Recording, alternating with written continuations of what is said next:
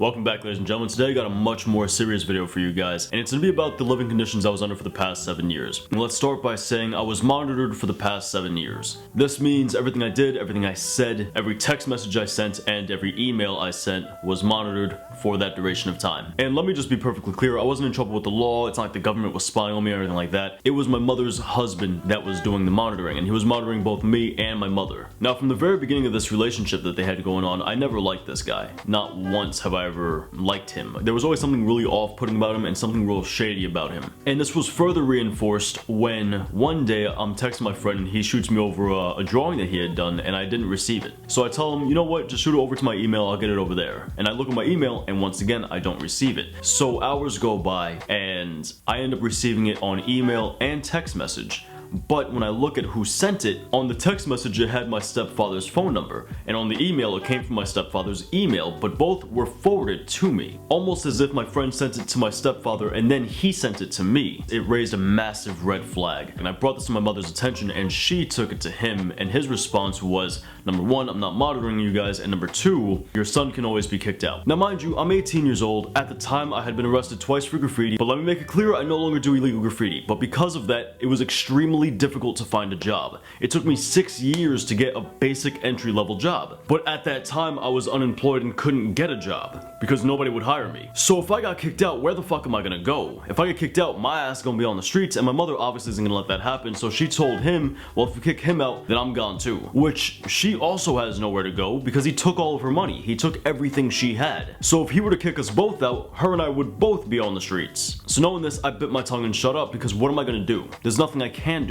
Like it or not, he's got us by the balls specifically because of money. None of us have money and he's got all of it, and that's where all the cards lie. Now, before anybody makes the argument, before anybody says that, oh, if you're not doing anything wrong, then why does it matter if he's monitoring you? It's about having personal privacy. Even if you're not doing something wrong, everybody deserves their own privacy. So, just to give you guys a deeper idea as to how controlling he was, there was a point he went ahead and installed some cameras, and these cameras just recorded video, and his argument was that they monitored just the doors that somebody could possibly break in from. And you know what? I would have been okay with that if that's what it was being used for. Instead, me and my mother would enter the room and the camera would start to actually pan along with us. And he would use the cameras specifically to watch us, which that's fucked up. That's weird. That's not okay. So I decide that whenever I enter a room, I'm gonna pick up the entire camera and move it. Just kind of turn it around. And then when I'm leaving the room, I put it back to the way it was. So this way it can do its actual intended job, but also I can live freely and not feel like a lab rat. He went ahead and said that I broke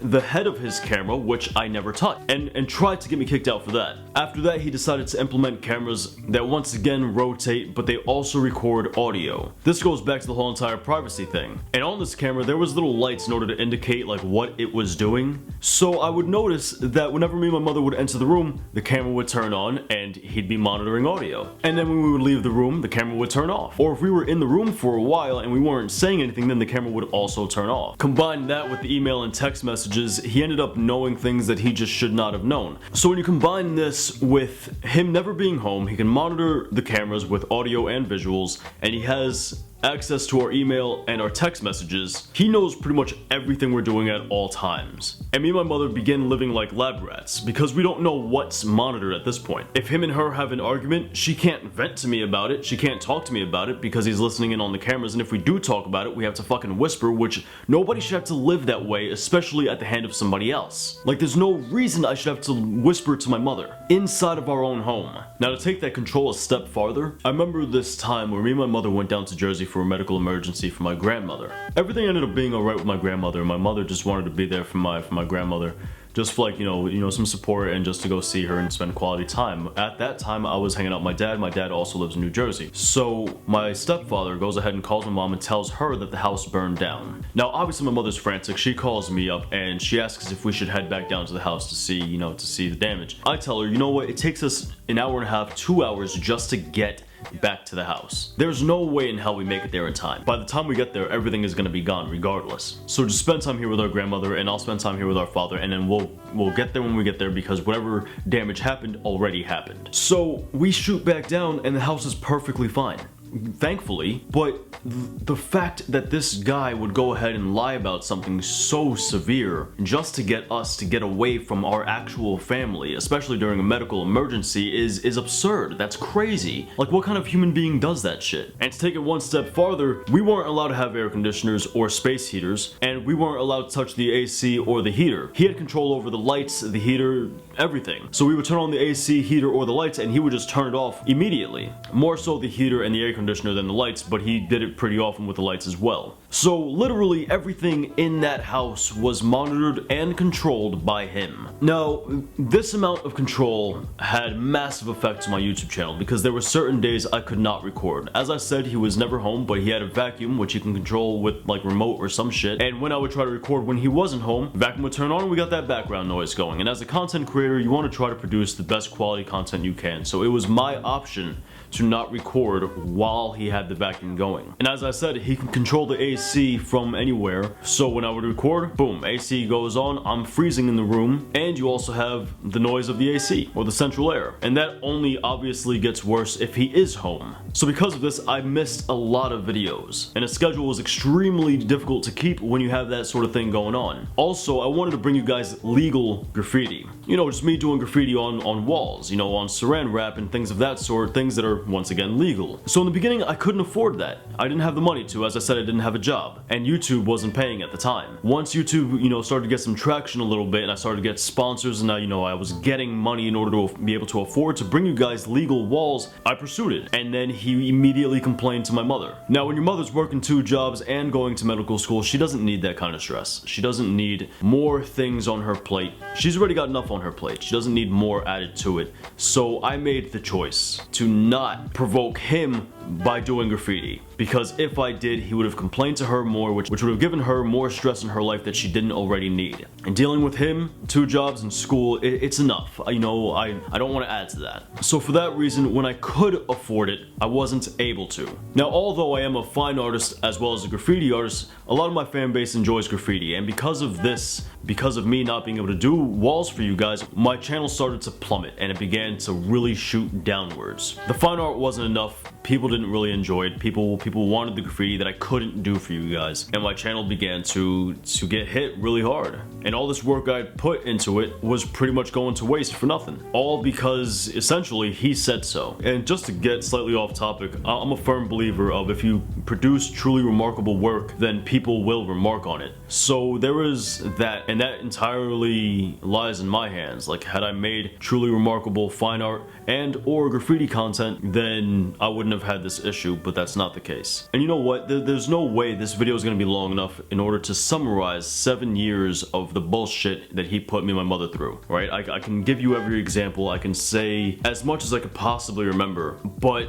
nothing is going to communicate that the way that it needs to be communicated. And just to give you a little bit deeper insight, when I was a kid, my mother was physically abused. Like, that's something that I grew up with in my past, and no kid wants to see their parent get hit. So at that age, you promise yourself that you'd never let a guy hit your mother like that again, and if they do, that you would defend her, and you'd never let somebody hurt her like that again. And you tell yourself that you know, you were too young, you were too weak, they would have killed you because he had threatened me, my mother, my brother, and my grandmother at the time. So when your mom marries this new guy and she goes ahead and tells you that this relationship where we're being monitored is worse than the physically abusive relationship, that makes you feel some kind of way. Especially since now that you're older, you should be able to do something and you can't. You can't because you're broke as shit. You couldn't get a job for 6 years, and when you did, it was a fucking entry-level job. You can't say anything or do anything because the second you do, you both get put out on the street with nothing at all to your names. Like, what can you do other than sit there once again like you were a kid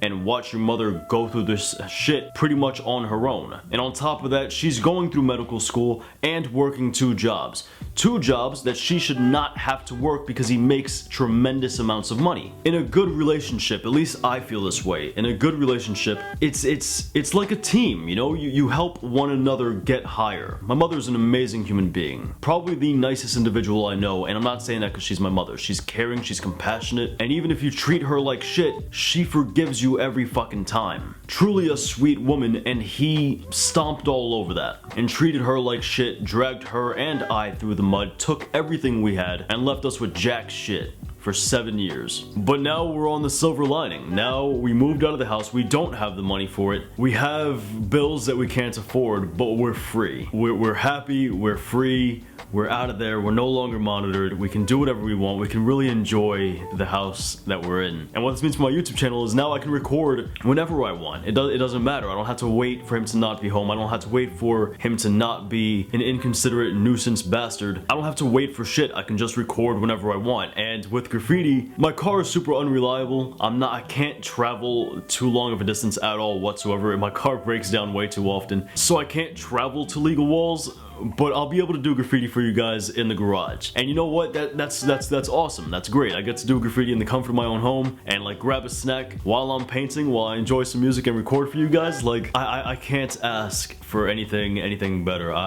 It's crazy. It's crazy to live under those conditions for 7 years and finally be free. Like it's really a massive weight off the shoulders, and I can't put it into words. I really can't. I don't know how. So hopefully now I can get back on the ball with YouTube. Hopefully now things will start looking up for the artwork for my mother, you know, her medical school, because she's going to nursing school. Hopefully she can do better in class now that she doesn't have all that stress building up. She'll still be working the 2 jobs, and I'll still be busting my ass working the job that I have, as well as doing art, as well as doing YouTube, as well as doing Twitch, and you know, all that stuff. And hopefully something pans out, because I'll tell you what, this is the life I want. This is the life I want. I want to be an artist, not only in the art world, but online. You know, I want to have a successful YouTube, I want to have a successful Twitch, and I want to help other artists who may have a rough ass time making this making the dream a reality. Anyway guys, that's what brings to the end of today's video. This is a video I've wanted to make for you guys for the past 7 years, and you spend 7 years kind of like thinking about what you're gonna say in the video,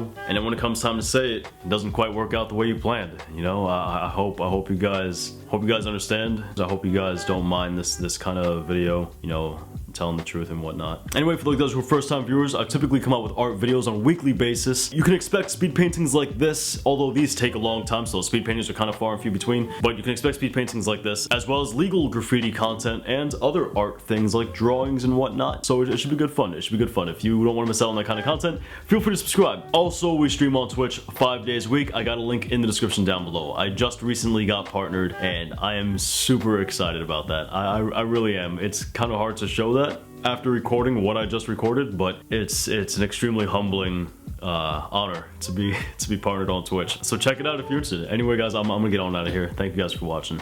Peace.